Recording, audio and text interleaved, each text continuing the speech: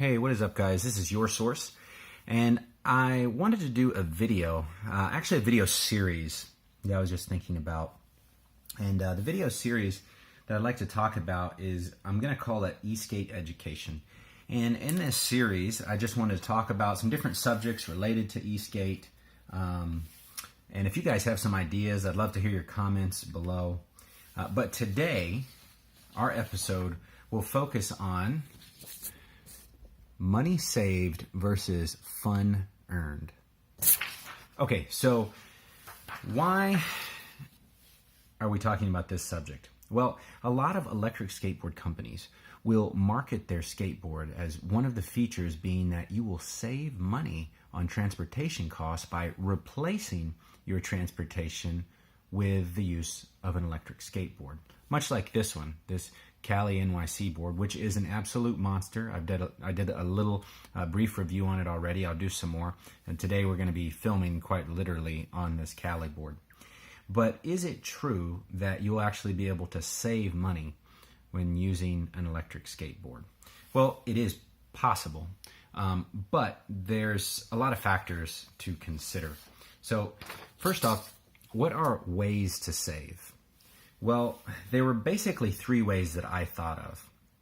One, it has to replace another hobby that is maybe more expensive than electric skateboarding. And electric skateboarding is not inexpensive, so that might be unlikely.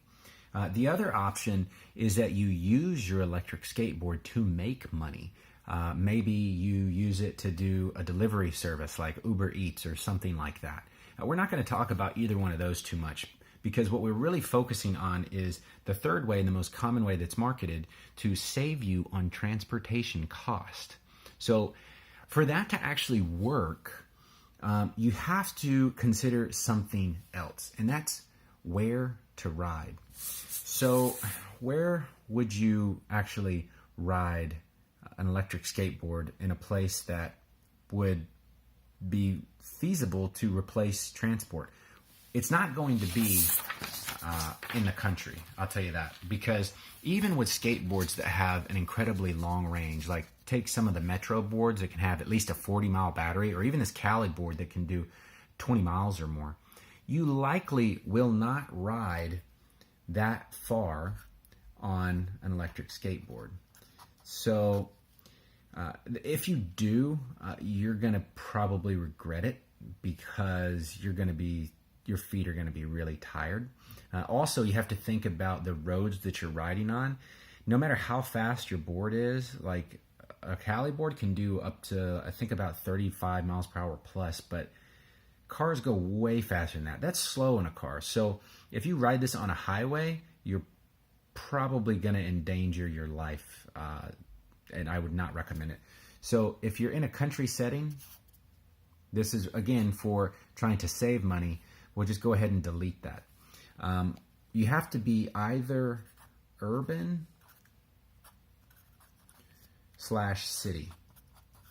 Okay? So urban/city. And we can just say up here, once again, transportation cost. Transportation cost. All right?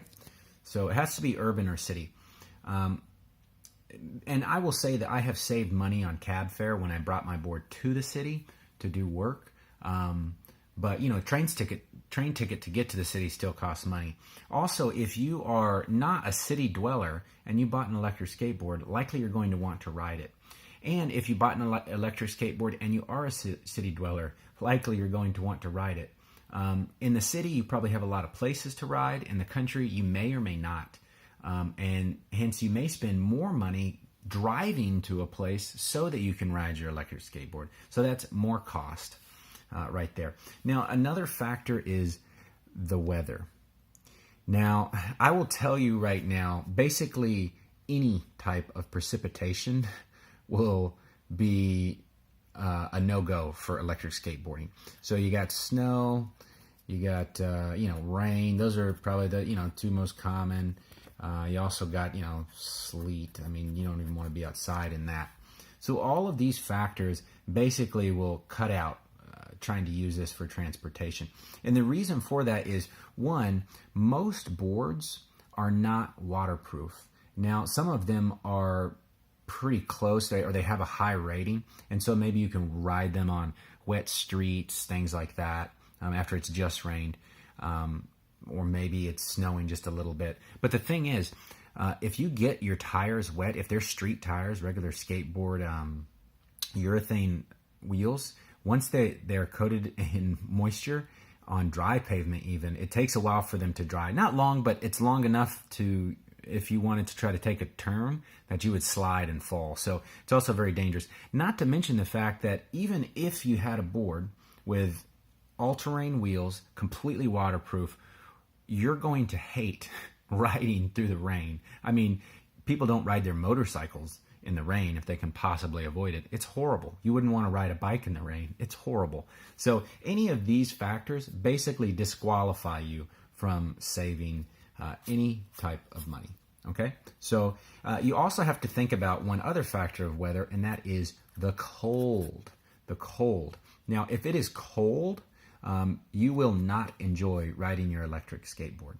And here's the reason why. It's not for the fact that you can't bundle up. Because you could. I mean, there's tons of snowboarding gear you could buy that would keep you warm. This is a problem that I've had. And I mean, you know, I don't know, maybe some people just tough it out and do it anyway. Because I have ridden my board in some pretty dreadful conditions, pretty cold, just because I really wanted to ride. But it's somewhat miserable. And the main reason is because of your hands. You see, most electric skateboards, there's a few, like you got the one wheel where it's, you know, remoteless. But most electric skateboards use a remote control. And the remote control, much like the one for this Cali board, or a boosted board, even with a wheel, whatever, if you don't have the ability to really have that dexterity and good control, then you can gun that throttle too hard and knock yourself off, or hit the brakes too hard and fall off. So you really, really don't want to do that. That can be catastrophic, which will then, of course, lead you to our next point, or rather skip a point, and lead you to a hospital visit, which will cost you a lot of money and will offset any potential savings that you had. Okay, now the next thing that we have to consider is gear. All right, so if you're going to ride an electric skateboard, you could, depending on local laws, ride it without any extra gear. If you do that, then you are not very smart. That is ridiculous. I am really big on safety. I do not want to get hurt. I want to keep riding. So I take the needed precautions. That'll be in another video, maybe another episode of Esk8 education. Maybe some safety gear, some suggestions for you guys, some budget gear, some nicer gear. But basically, you're going to at the very least, please, at least buy and wear one of these, a helmet. All right? You got to have a helmet. If you break your arm, that's bad. That's going to cost you this. If you crack your skull, you might end up dying. So, yeah, please wear a helmet. The other gear that you may want is, pads. All right, so that could be knee, elbow, wrist, and I would recommend all, if not at least elbow pads or wrist guards or something, or gloves. I mean, you really need to have something, because in most cases when you fall, you may not hit your head, but you will mess yourself up. And it may not mean a hospital stay, but it could. So it is definitely just the course of wisdom to get the proper gear if you're going to ride. And like I said, there's a lot of options, but that could be in a different video. I don't want to bore you right now with this. So that would have led to perhaps hospital stays, or maybe even death. And that's bad too. So definitely you don't want to do that. So get the proper gear and just ride safe in general. Doesn't matter what you're wearing. If you get hit by a car because you did something stupid, you can still die. So the other cost involved you have to think about in electric skateboards is future boards. Now, what does this mean? This means that it means that when you get into electric skateboarding, you're going to realize that this other factor, fun earned, is pretty amazing. I mean, it's awesome. I love electric skateboards, so I'm not bashing them at all. In fact, I really, really enjoy riding. But you have to think that, you have to remember rather that once you get into it, you're going to want to try other boards. Now, as we talk about the different types of boards, and I've reviewed 3 different boards on my channel so far: the Viril V1, the Riptide R1 Elite, and this guy, the Cali NYC. And I definitely need to do some more on this one. And I'd like to do some comparison videos of some of them as well, and other boards if I can, if I get the opportunity.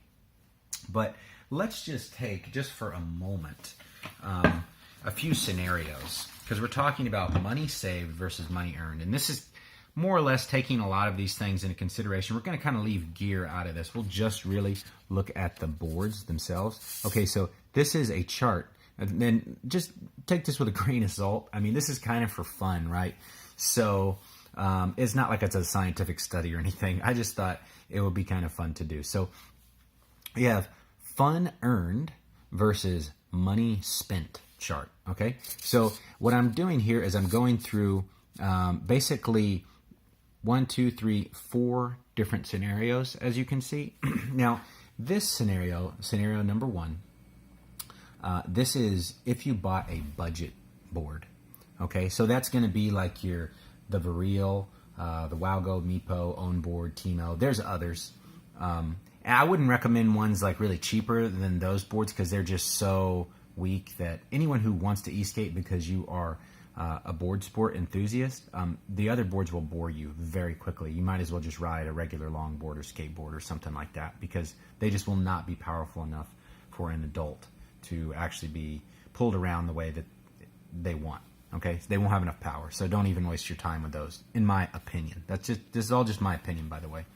So the blue is money spent, the red is money saved, and the green is fun earned that you had while riding. So let's say you bought a board in the $350 to say $700 range. These are not really real numbers, like I said, but as you can see here, the chart indicates that you did spend some money. You did save a fair amount of money because you spent so little to get your board, and you're saving, let's say you live in a city, on cab fare and train rides often.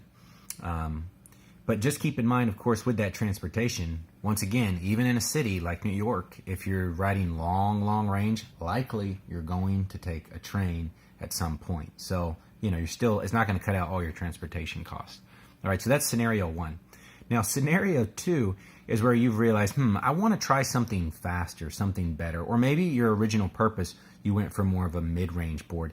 And just for argument's sake, I said it was in the $700 to, I did not finish typing there, I just noticed, but the $1,100 range. So we'll just fix that right now. That's a little live fix right here. Okay, $1,100, got it.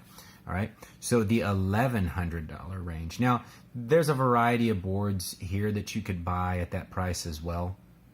You could get the more expensive Riptide, although Riptide's kind of on the top end of the budget board, but there's other options out there that are around $1,000. There's a lot of options. I won't talk about those right now. But so with this one, you see you spent a considerable amount of money more. So the money that you're actually saving is relatively about the same, because, over time, maybe you're getting it back. But as we move on to scenario 3, which is likely a natural progression for you, if you really like electric skateboards, you want something, maybe this is enough for you, but it may not be. And then you go on to the high-end electric skateboard, $1,100 all the way up to a staggering $3,000. Now, why do I say that? Well, because I've seen some boards out there that are about that price. I mean, they're very expensive. Now, likely in this scenario, you won't get the most expensive board, but maybe you'll get like one of the the newer boosted boards. Those are like $1,600, $1,700. The One Wheel Plus extended range, I think that thing is like $1,800 right now. If you buy a Cali new, custom made, or a long hair boy board, I mean, those things are going to be over $2,000. I mean, they're very expensive.